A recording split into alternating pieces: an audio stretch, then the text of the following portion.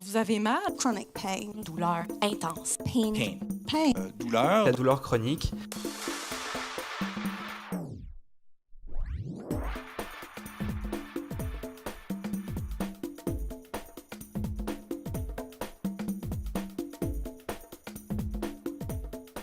En fait, de mon côté, ce qui m'a fait hésiter longuement, c'est que je voyais les gens qui présentaient dans les années précédentes, je les trouvais tous super bons.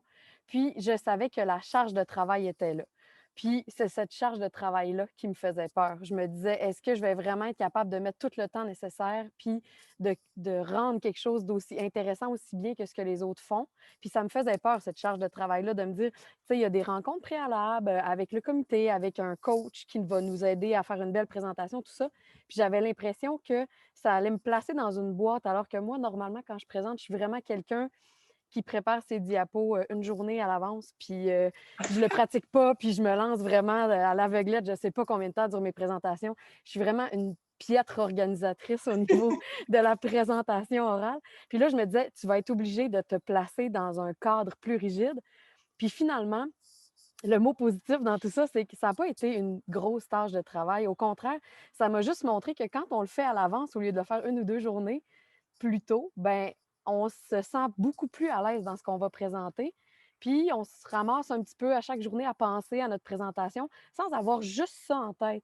Donc, à chaque journée, tu y penses un petit peu, tu refais tes phrases dans ta tête, tu réfléchis un peu, mais tu ne passes pas des journées complètes à pratiquer ta présentation. Puis tu te retrouves à être la journée de la présentation, puis à déjà quasiment la savoir par cœur, sans avoir eu à la regarder des heures et des heures avant de présenter. Fait que c'est plus une charge de travail qui est bien répartie, puis qui se fait finalement assez bien toute seule.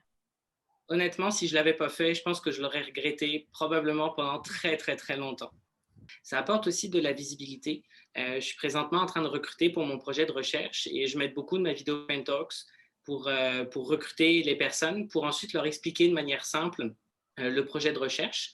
D'ailleurs, souvent, je leur fais passer tous les liens des vidéos Pain Talks parce qu'ils sont vraiment très heureux d'en apprendre davantage dans ce domaine-là. Donc, je dirais que c'est vraiment cet aspect-là de visibilité qu'on peut avoir pour le recrutement, mais aussi pour notre future carrière. Le Pain Talks, comme le disait Marie-Philippe tout à l'heure, c'est quelque chose qui est devenu gros, qui est devenu important. Ça a de l'incidence quand on met cette présentation de nos CV sans aucun doute.